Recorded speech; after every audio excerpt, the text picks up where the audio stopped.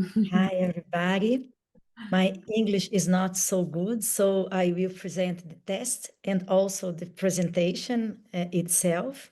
Thank you, Del, for this invitation. I will talk about coloniality and unconscious defense.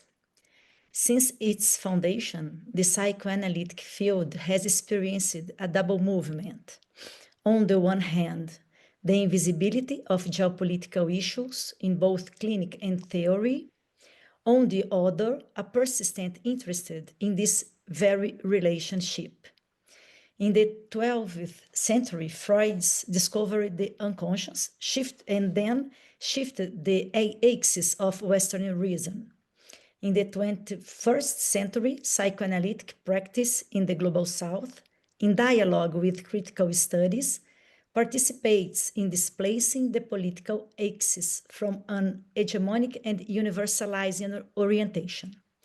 The structural cannot be equated with the universal, for what is presented as universal is above all what has been hegemonically imposed. I could read your articles in the interesting and very informative dossier prepared by Del on counseling from a decolonial perspective. There I encountered rich, geopolitically situated clinical experiences. These revealed erased cultures, iatrogenic practices, and hierarchical violence on the one hand, and on the other, solutions rooted in respect for tradition, inclusion of diversity, and above all, the valorization of the voice of those who suffer within the clinical setting. This decolonial approach to counseling resonates strongly with the practice of decolonial psychoanalysis in Brazil. A situated psychoanalysis is emerging here, and it demands the theoretical formalization of its new conceptual contributions. Today, I advance hypotheses about psychoanalytic listening when immersed in complex contexts marked by historical contradictions, radical inequalities, racism, homophobia, transphobia, misogyny, fascism, authoritarianism, multiple forms of violence, symbolic paradoxes, and ideological struggles, all legacies of colonial process. Here you can see some pioneer psychoanalysts that I read. This is also an invitation to form a counter-hegemonic line of clinical thought grounded in local experience through a geopolitical immersion that requires us to listen inseparably to singular suffering and its cultural and historical determination as proposed by Fanon with his idea of sociogeny. I will address this system articulation of power, which directly affects politics, social bonds, and the constitutive unconscious process of subjectivity. My approach is interdisciplinary, anchored in psychoanalysis. It is worth recalling that psychoanalysis is taught in university throughout Brazil, from north to south, where I work as a professor in psychology and as a clinical psychoanalyst. Psychoanalysis remains a vibrant theory and practice employed in individual clinic work, in public policy, in the analysis of complex social phenomena, and in scientific research. So my theoretical proposition that I want to discuss with you arises from a psychoanalytical clinical intervention in which I identify with colleagues a form of unconscious defense that we can name crypt. I will explain. The clinical demand emerged from what was later understood to be an urban quilombo. A quilombo is a legally recognized territory occupied by descendants of enslaved Africans, preserving ancestral cultural traditions. Here you can see in the photo one traditional pari.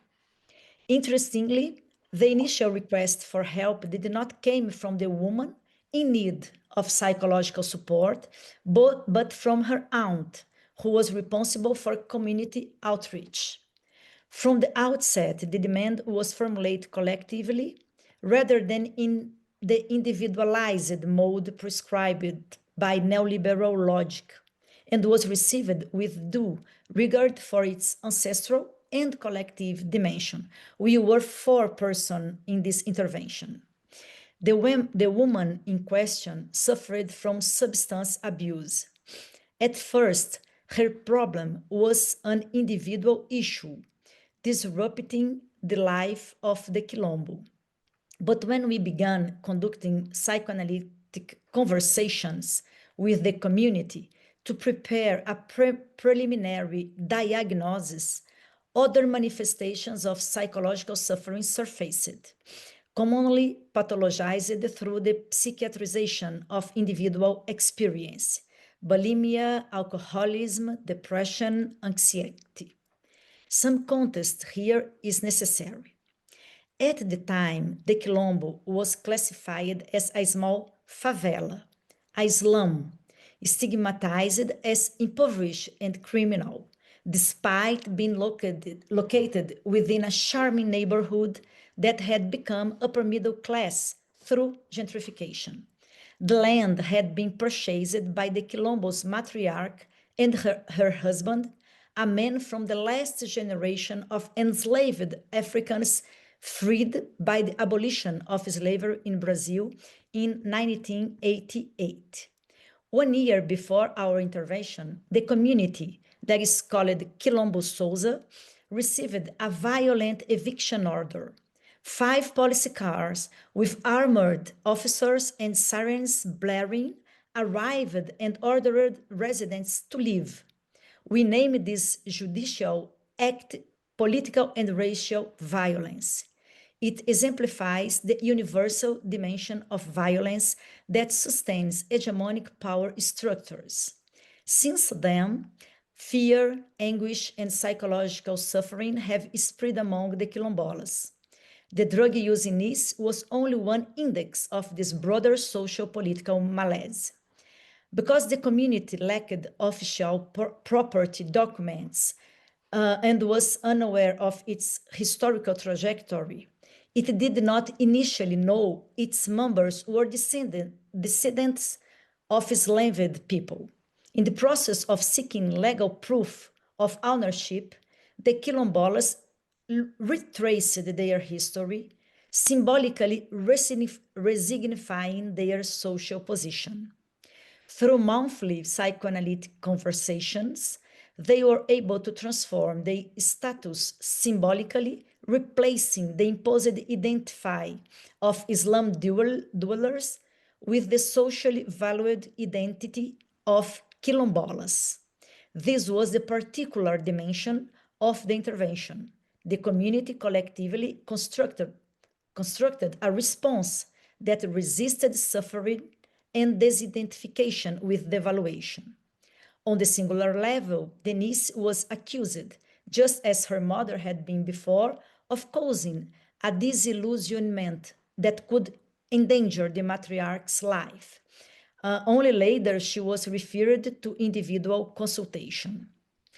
As with the articles in the dossier that recount experience from South Asia, the Middle East, and other one that you heard that we could heard now, this case required us to begin from a local perspective. The Western model of psychology tends to normalize and homogenize experiences, disregarding singularity and cultural diversities. Thus, the psychiatric diagnosis of schizophrenia to this woman risked reducing her suffering to the need for medication, thereby reinforcing the regime of violence and oppression affecting herself and her entire community. Against such standardization, a situated decolonial and intersectional practice in psychoanalysis allows us to recognize that her so-called schizophrenia revealed the perpetuation of colonial violence through new strategies. To understand and treat the unconscious defense in the face of colonial trauma, we proposed the notion of crypt, effect of the coloniality of the unconscious. Denise's symptoms then were a kind of an encrypted index of colonial malaise that updates, repeats, and freezes the original colonial situation. All this suffering is encrypted and named schizophrenia. Drawing on Sylvia Kuzikank, that you can see she is in the photo with the hat. Drawing on Sylvia Kuzikank, who argues that colonialism gives words the peculiar function of consoling rather than designating, and Rita Segato, the other woman, Argentine woman, who shows how the Black maternal figure of Nani is erased and replaced by white mother in Brazilian history, we discuss the colonial trauma that encrypts lived intensity without representation. The memory, emptied of its all signs, is filled instead with the dominator's language and transmitted across generation as unconscious imperatives. Segat said that the non-white mother in Brazil is torn away and her possibility of inscription is hidden, which still remains coded and encrypted, as always happens in the psyche, by smuggling in her place another scene that definitively blocks the possibility of rescue. This is kind of experience I found in Freud propositions, the idea that lived experience must be inscribed in a kind of unconscious traces in order to exist psychically as memory. Memory, once registered, then can be mediated by conscious language, which always carries this unconscious charge. So we propose that the crypt encapsulates the pulsional intensity, the intensity of traumatic experiences without representation, precisely because of the violence of colonial trauma. Once emptied of its all signs, memory becomes filled with the language of the dominator and is transmitted from generation to generation as unconscious imperative commands. Since psychoanalysis understands the unconscious as structured like a language, we argue that colonial trauma produces unconscious effects through the banning or annihilation of originating languages. We hypothesize that the radical displacement of African people from their cultures, languages, and territories, the absence of an original inscription of transatlantic trauma in their mother tongue, the forced linguistic migration, and the glottocides of originating languages together produced a structural fissure in the linguist sign. The imposed foreign language fixed then and froze expression, blocking the drive's capacity to sleep, to translate, and to generate new forms of representation. This adulteration, we thought, that we can see in this image, is the difficult for the interpretant to link object and representamen. As in the experience described in the dossier prepared by Dell concerning the East and Global South, Oriental, and other kinds of experience, body experience, we see the marks of divergent, denied bodies, erased cultures, subtracted historical traces, what Chery and Chery called extractive introjection, or as Pavon Coelard wrote, before projective identification, colonization always seems to involve an extractive introjection with which the psychic territory of the colonized is stolen, plundered, and impeded of content in order to then fill it, invaded it, and occupy it. The sign so constituted becomes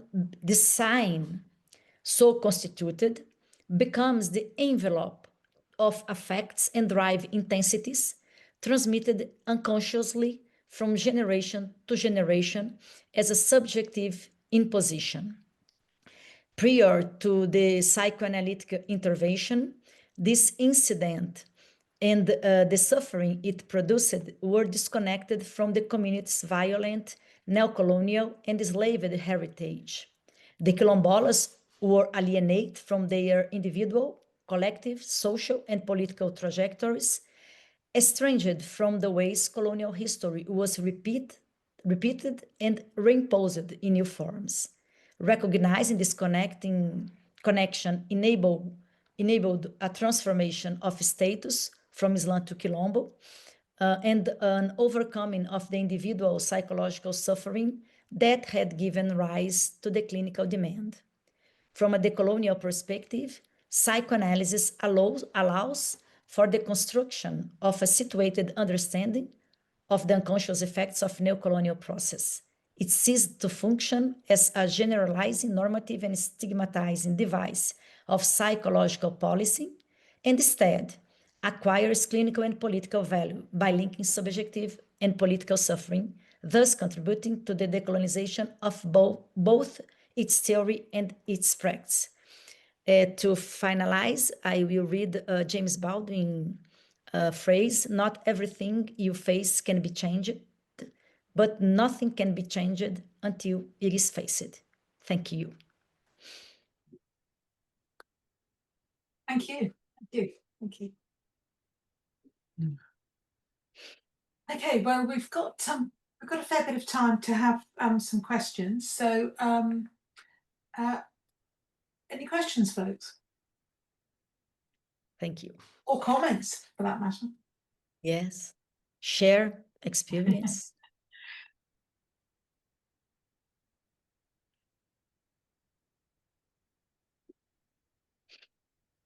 It was clear because my English is awful. I know that, but I try to do my best, and you could read, I think. I mean, Andrea, can I say something? Yeah. Yes. Thanks. That was a very interesting talk. I'm interested in this sense of losing one's language. You know, that like say being Irish, right? My actual language is English, actually. You know, because I was born speaking English. Everybody around me spoke English, but yet in Ireland there are groups of people who speak Gaelic. You know, and it's this kind of juxtaposition of two languages together. I don't miss it because I never had it, you know. So I think I don't feel colonized as such by English, you know, unless in some cognitive way, I don't know. But so I think you're talking about maybe an experience of people who know that they have lost a language, that they have had a language, and then it's been lost somehow through imposition, say maybe Irish people in the 1840s, you know. So it is interesting though. Has it changed who a person is actually, you know? Yeah. Yes, I thought two things, Anthony.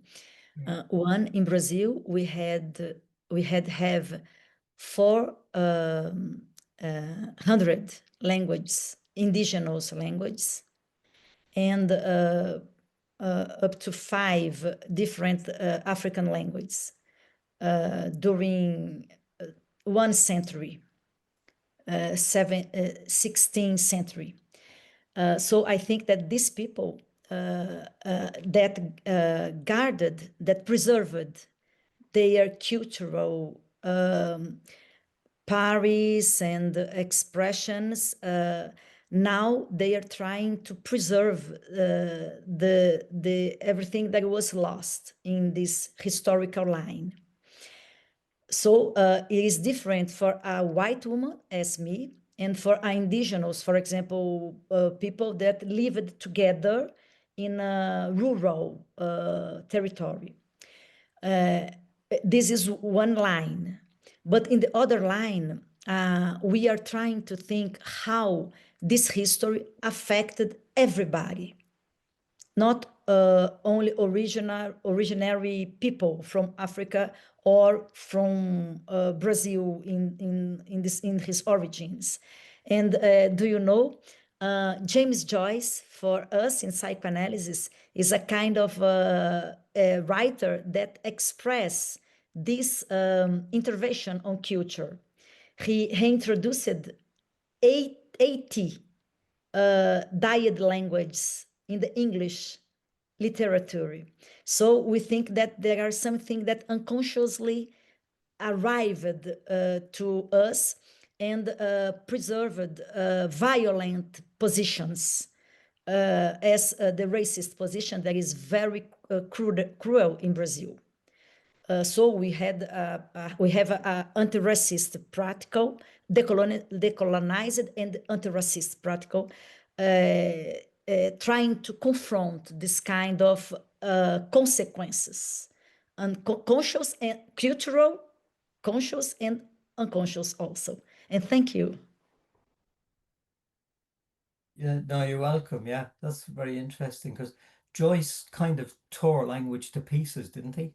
He just kind of disintegrated it. And, Yes, you know, yes. it's impossible to read Finnegan's Wake. Well, from the beginning, you know. But it's a kind of a response. Yeah, exactly. Yeah. And in a way, is that not what we should be doing as psychotherapists? Kind of disarticulating the language of the client, you know, and also our own language. You know, Yeah. so they come to maybe see themselves as odd or strange or alienated or weird or, you know, curious, you know. And in a way, maybe not black or white or not anything, you know, just subjects of some kind. Yeah. We must see the difference between the bodies, the class, the gender, but yeah. Yeah. Yeah. Thank you. Thank you. Can I just sort of say something quickly? I mean, thank you for the paper. Lots of interesting things. I was thinking about it's going somewhere slightly different from you, Anthony. But I was thinking that I think you're telling us about how psychoanalysis can help us in sort of thinking in a way, and help us to think not so much about the individual's experience in isolation, but something about the individual's experience in history and in sort of political context. But of course, one of my thoughts is that psychoanalysis, and maybe many forms of therapy, maybe this is just too boring to sort of say it like this, but they might be very good in also helping us. They might be good at giving us a language to use, which takes us away from the experiences that we do have. Yeah, so I'm just saying that there's something about both sides of that, isn't there? Yeah. Yes, if I understood, I agree with you. And I must say that this is not a hegemonical view of psychoanalysis, not at all, even in Brazil. But I think that we have tools, very rich tools Yes. with psychoanalysis to operate in a decolonial way.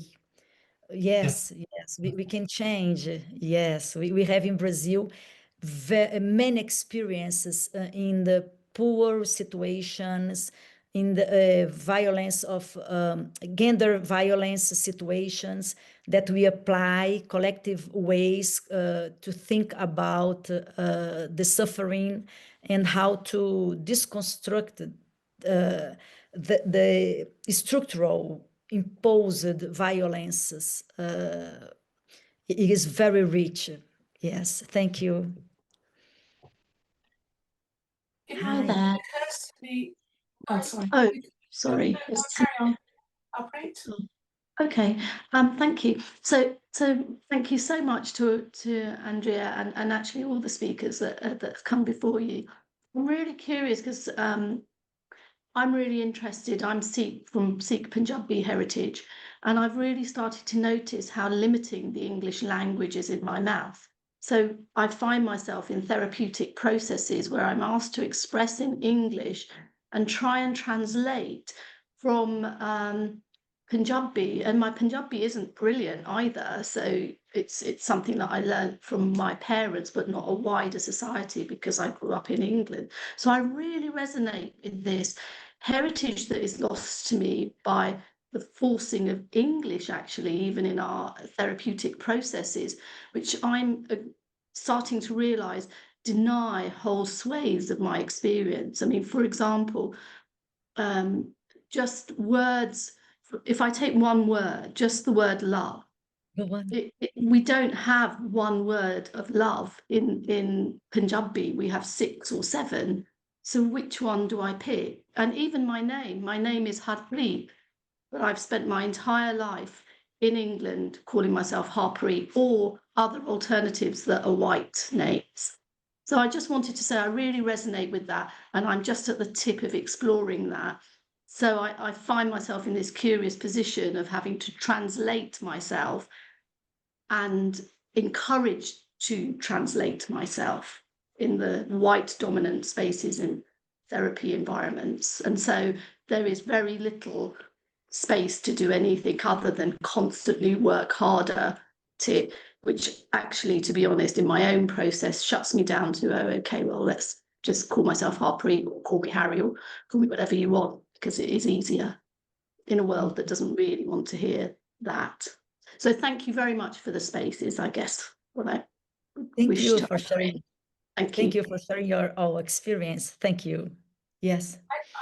Harpreet, you just jogged something for me, which is that I think it's not just that language in the sense that, you know, connected with different races, but the language of therapy and psychoanalysis, for example, the language of therapy can itself be sort of colonize us, if you like, and get in the way of us being able to speak of our own cultural experience. So I think there's some suggestion that psychoanalysis, for example, could be helpful, but I think it could also be very unhelpful.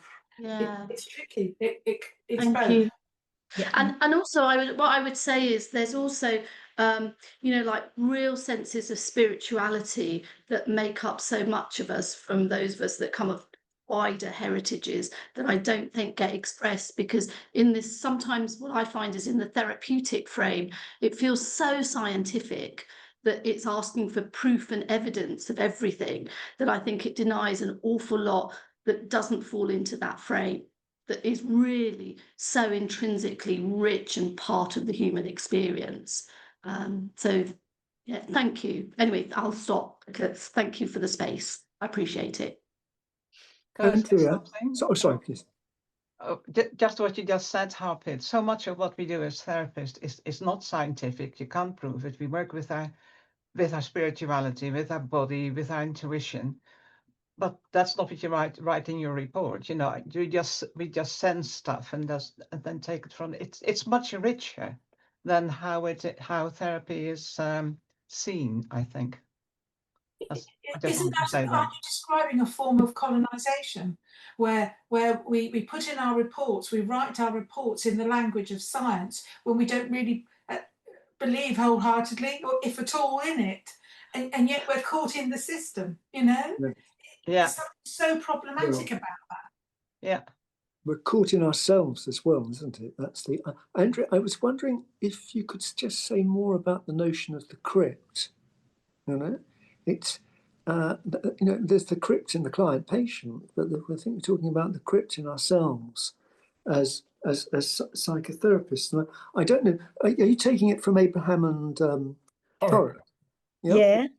Is that where you're taking the notion of the crypt from? And I just, and you know, they're sort of saying something about the impossibility of stuff, you know?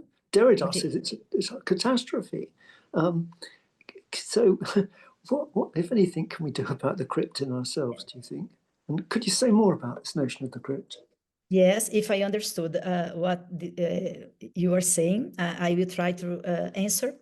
I read about Abraham and Tarok proposition, but there it's a kind of Dale, I think it's Dale, the name in English, pathological Dale, the difficult to lost somebody because there is a secret that it's difficult to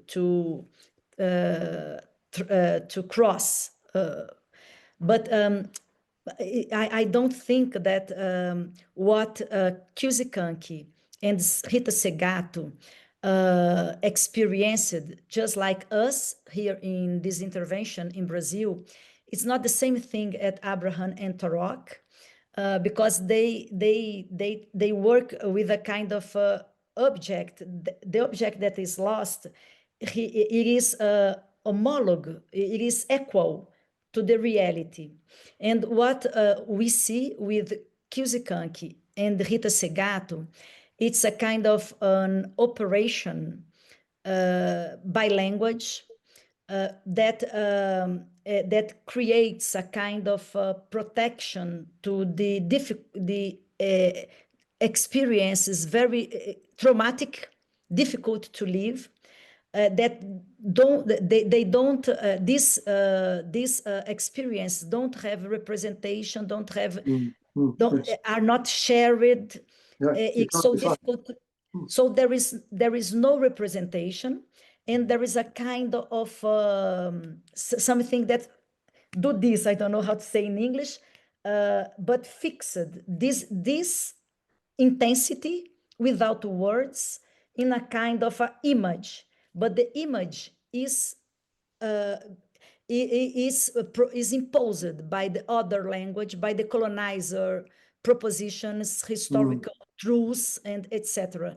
So it's a kind of a difficult that we see in the clinical experiences, even in private or collective experiences, that it is difficult to talk about that. And when we touch these experiences, these images, for example, in Brazil, the Quilombo is a very important cultural memory, but there are contradictions in the social view of them, and they are always thought as they are poor people, criminal people, because they are Black people. So the image of slave is fixed in the Black body. So it's this kind of, and everybody, Black and white people, see this image as is the person. The image is not the person. So I think that is very different from Abraham and Tarok. And it's and thinking about psychoanalysis in this way, I agree with you. We could arrive in a colonized position.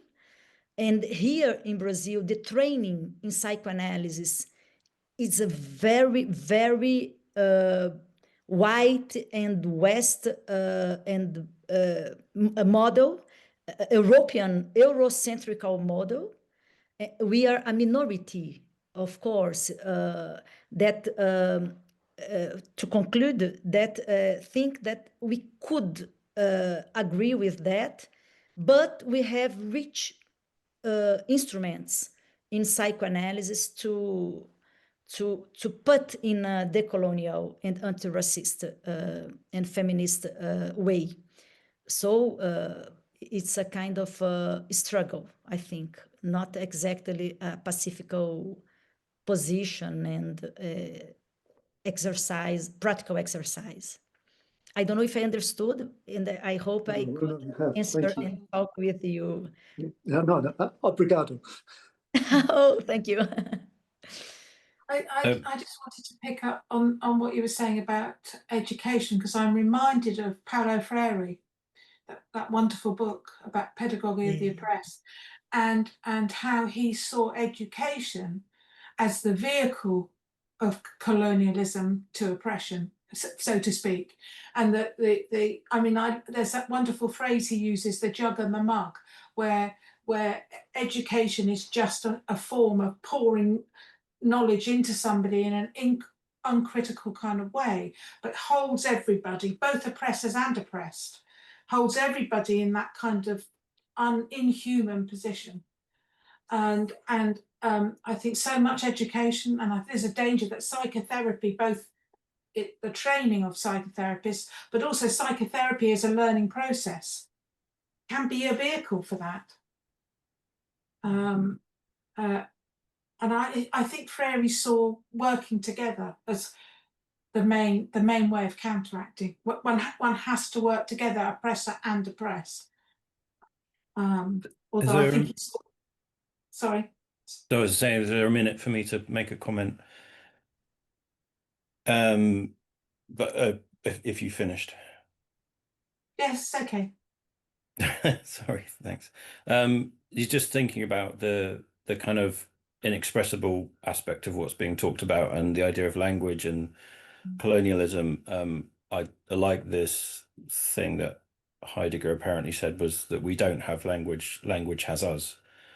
And thinking about language as a kind of being in itself that has its own agenda and curiosity about itself. And in the same way, if colonialism is a being or a system that has its own kind of activity, language can work within that structure, which kind of, for me, like in terms of practice, highlights the importance of not introducing language into sessions that the client doesn't introduce as much as possible, unless it feels very important. And so the challenge working with someone from a similar culture to me within England, within English culture, white English culture, there's always that challenge anyway. So then working with somebody who has a different cultural experience within my own country, speaking the same language, there's still something about making sure that I am following their points of reference, and when they use a word, that I check out what that word means for them, specifically if it's got a kind of cultural depth to it. And that this idea of I'm not sure if I completely understand the concept of the crypt, but if it's to do with a non-verbal, inexpressible part of human experience, that's the the non-verbal processing aspect of psychotherapy. So always being available to stop talking, to let there be something non-verbal come into the work. But yeah, I think it's like I really see therapy as a talking activity and a listening activity, and then this non-verbal aspect to it. So I think language is really important in it, but it's also very, for me, it's important to be aware that language kind of has its own agenda in a way. Yes, John. As Johanna said also, I think that the difference is from the non-spoken aspects of the language is that in our colonized experience, it's not only non-verbal dimension, because the hegemonical culture, the hegemonical language, the imperial language puts other thing in this space with nothing. It's not only the arrived of a word. There are words, there are images, there are truths, not really truths, but that are imposed in this point of the intensity is not yet a word. You have the intensity, not the word, but in colonial experiences, we received words and images and orders and cultural transmissions that put a version, a false version, and everybody agrees with that. I loved Johanna presentation because I think that she put it in a very direct way in terms of the consequences, the effects of that. And only to finalize my answer, Paulo Freire is really a good guide in education. I don't do training in the schools or in the associations, but in Brazil, the students do consultations in the university, and I use Paulo Freire as a guide because I start from the reality of my students, and now 50% of them are from social and racial conditions at origin. We have affirmative, 50 affirmative spaces for the students and 50 non-affirmative, not affirmative. So it is a very transforming experience for me as psychoanalyst and as professor, really. Everything changed. It's really wonderful. Thank you for the opportunity, and sorry if my English is not very good to talk with you. No, I found it very clear personally, and thank you very much. So our timing's gone a little bit out, which I think is fine because it was just interesting to carry on the conversation. Del, do you have any thoughts about what we do next in terms of maybe lunch early or Yes. what you're thinking? Yes. Well, just to check that there's no burning questions now. To check that first. Well, there isn't so much a question. I just wanted to sort of say something, and I feel I might have missed my moment, but I thought what you did was really, really interesting, because you were talking and then you made this sort of gesture, and I just thought, just something about that, about the language and the gesture and what the gesture conveys. And the gesture conveyed something, and again, I tried to put it in language, and obviously that's a problem. But the gesture conveys something about something being crushed or shut down or something like that. I think it did that gesture at least a couple of times. Just really interesting. Oh. So there's something, isn't there, about language and how what happens to us is not just in words as well. I mean, that's really interesting. And I think you were saying something about how it's I suppose the person in power, or the people in power, or the colonizers who basically determine the language, and the language everybody learns. Everybody, the colonized as well as the colonizer. And so I think when you're in therapy with somebody, there's an interesting question is about, what they say. Well, of course, what they say is what you might say as well, because you've both been colonized in the same different but similar sort of ways by the same sort of language.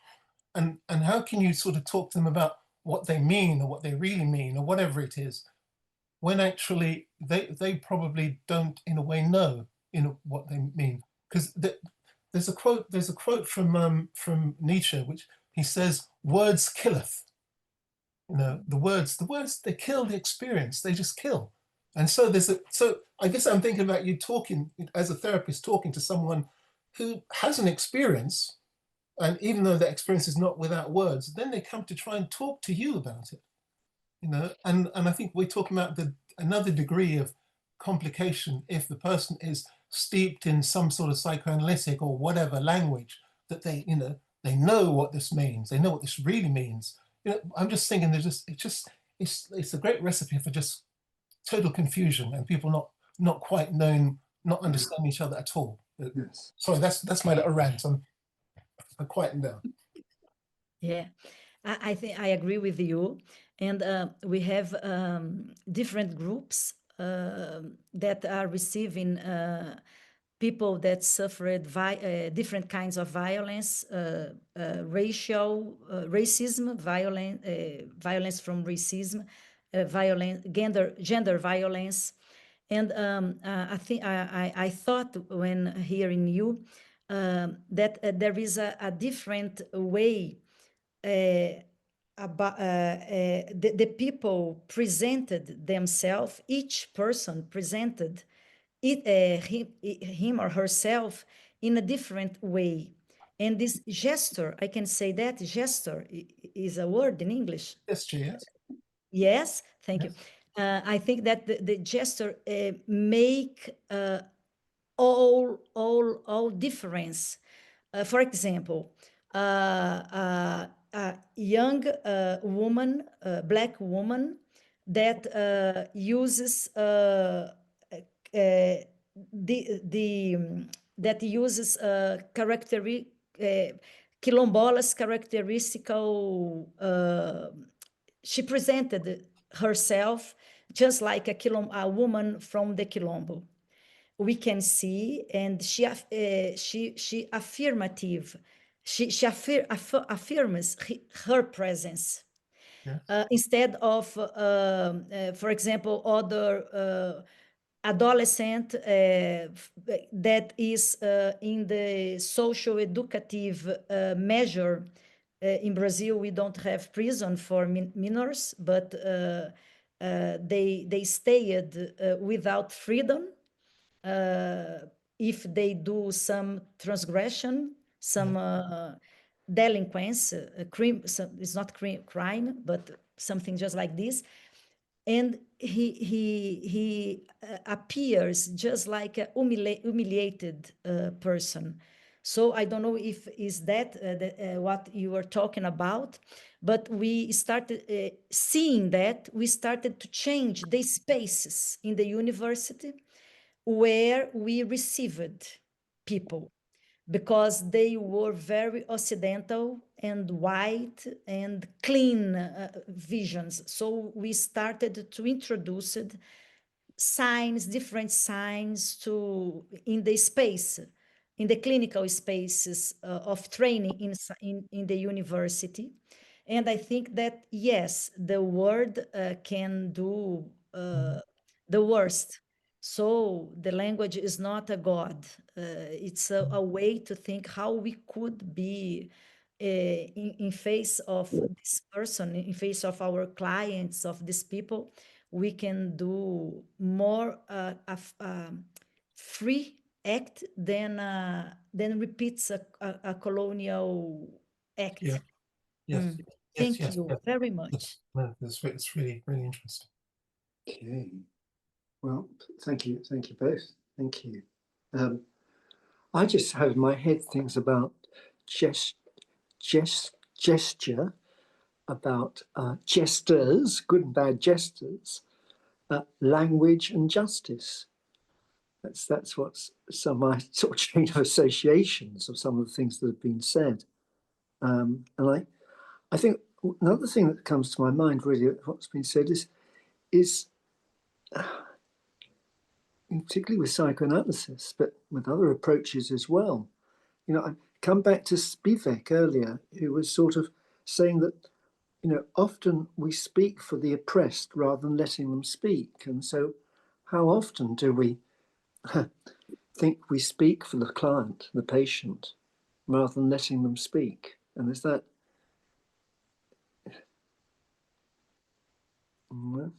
Exactly. Sorry, you wanted to say? Yeah, exactly that. Each person or each community or each group present themselves in a very singular way.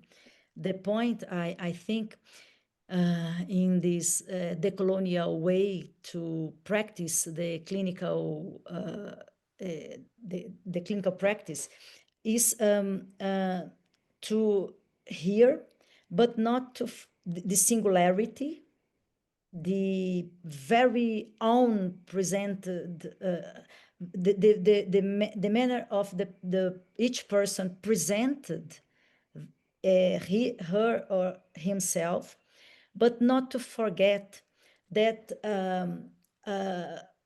there are many constrained situations, as Alexandra, for example, told us, very, very violent, not obviously, even for the person that is saying, sometimes even for the therapeutic. And I think that paying attention with this discourse, with these images, with these gestures, I think it's to be advertised, I can say that, to be attentive to that.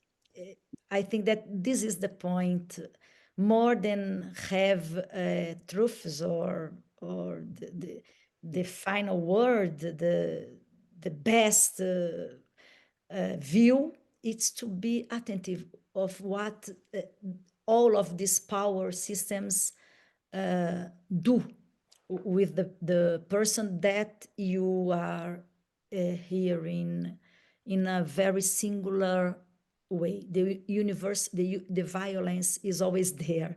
This distortion of the difference that converts, the difference in subalternity, for example, is always there, for both therapeutic and the person that is speaking and presenting or herself. Yes, I am loving this conversation. I want to really thank you.